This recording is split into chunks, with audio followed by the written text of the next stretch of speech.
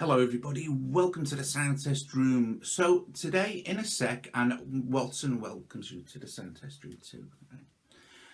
In a sec, I'm going to play you a track called A Visit from the Undertaker. It's taken from the new album project that me and Colin Powell have been working on for the last, I think maybe month and a half. Okay, so I wanted to do an intro to this one because it's different than our other projects. Our other projects have been kind of multi-format projects. We've used VSTs and real instruments and stuff like that. Although there are real instruments on this album, which is called The Last Will and Testament of Walter Canterbury. Okay, but it's 100% iOS, this one. We made a conscious decision to make this one totally with the iPads. Obviously, Colin plays real guitar. You're not comfy. Colin plays real guitar. I even played some real guitar, although not much. But it's an album. It's a fun album. It's kind of a murder mystery kind of thing. You get introduced to Walter just before, but basically just as he's dying.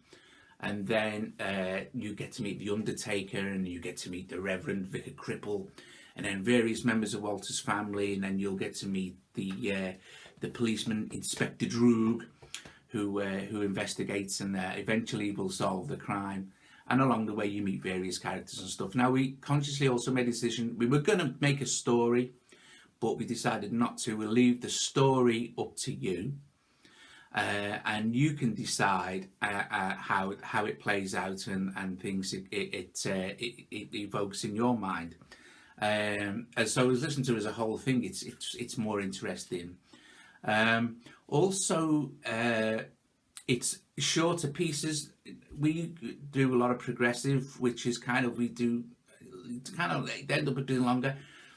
This one was also a conscious decision to make shorter, more concise pieces. Probably more, I wouldn't say it's commercial in the poppy sense, but it's more accessible than like hardcore progressive rock sort of thing, or kind of very heavily synthetic.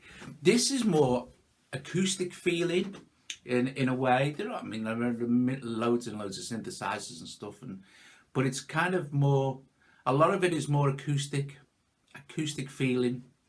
The album, it's very clean. We also did Gadget, GarageBand, Cubasis, Bloxwave we used. They feature quite heavily. GarageBand and Gadget, Cubasis, they're the three that feature most heavily on the album.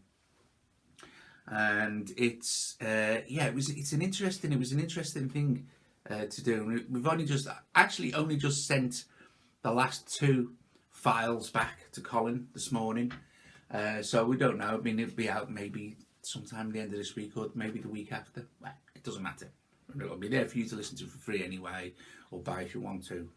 But we're very happy with it, and we're very pleased with how it's turned out, sound wise and stuff. And I'm gonna, I think, really stick to the iPad a lot more as well. I got a big kick out of doing this all just on iOS. It was great.